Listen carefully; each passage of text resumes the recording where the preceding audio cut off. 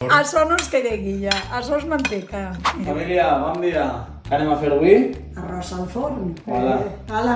Anem al lío. És l'habitual.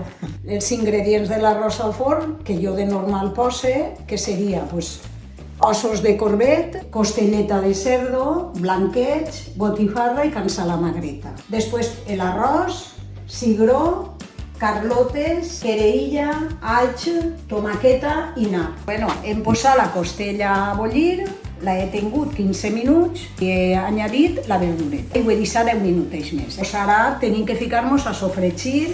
No n'hi ha que fer-la molt, la botifarra, perquè no es rebente, només que volta i volta, Ara anem a ficar l'arròs ahí dins. I l'arròs el que fa és que xupla tot l'oli. Anem ja a l'elaboració. És anar posant tota la carn que teníem així, repartim el caldo. Bueno, ara ja anem a muntar tot el que tenim sofregit. La quereïlla, després la cansalamagreta, el salleig i ara les botifarres. Com vegeu, és que ja quasi no mos cal res. Ja anem a posar-la al forn. A 250, 260, depèn del forn que tingueu, 40 minuts. Ja tenim la cassola. Ah, pues una pinta té, ¿no? Sí.